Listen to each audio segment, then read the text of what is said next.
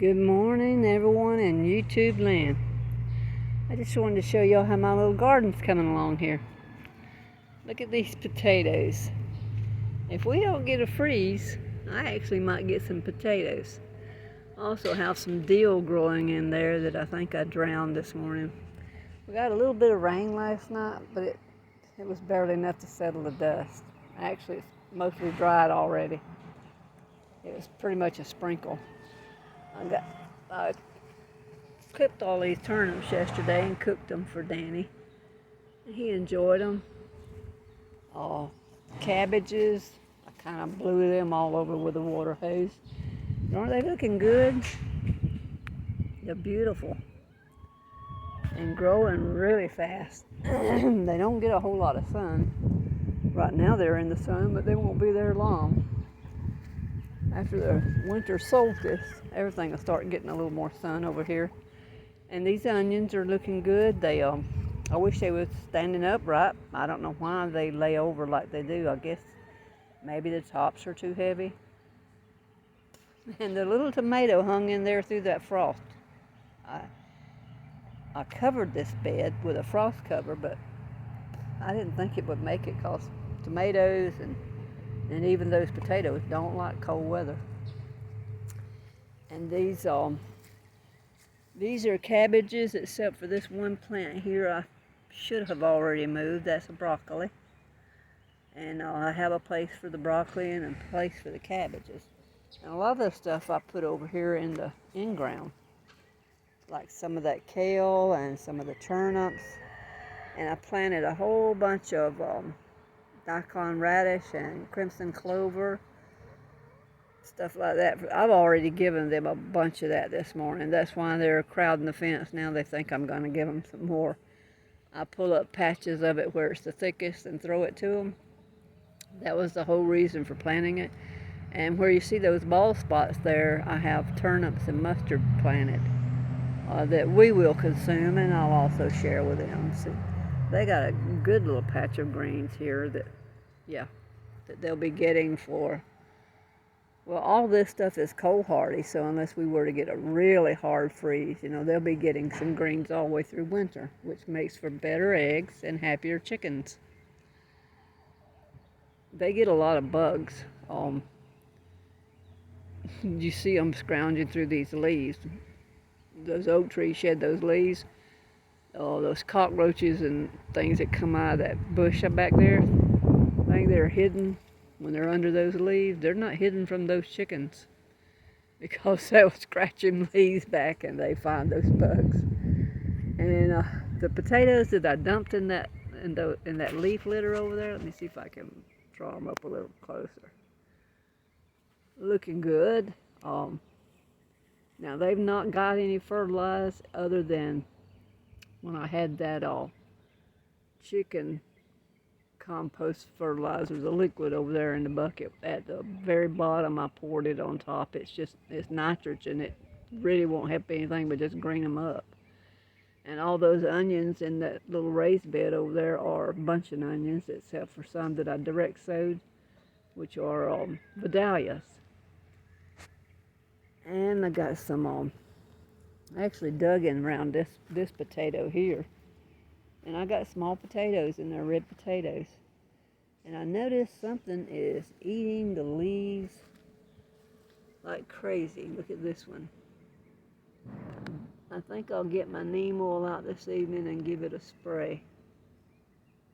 I probably got potatoes on that one too. That might be the one I dug under. I don't remember really. There's that one or that one on the end there. And I've got cabbage, onions, and I put a celery that I had used. I just stuck the stalk down in there. And a lot of times it'll grow up and make, enough celery for you to use again. And with these trees shedding leaves like they are, it's filling all the raised beds up with leaves, so I might not have to mulch anything. And I got some butter crunch lettuce there. And I took a lot of stuff out, moved it, transplanted it because it was so crowded. And that little butter crunch is being smothered out by that. I think that's a cabbage, but I'm not sure. It may be collards. I think it probably is collards. And there's onions scattered all in here, and some of them are Maui onions from Alaska. Not Alaska, but Hawaii, sorry. And I'm curious to see if they'll actually grow, and I don't know if they're short day, long day. It said on the website where I got them that they were short day. I had never heard of them, but they were cheap, and I got them off Etsy.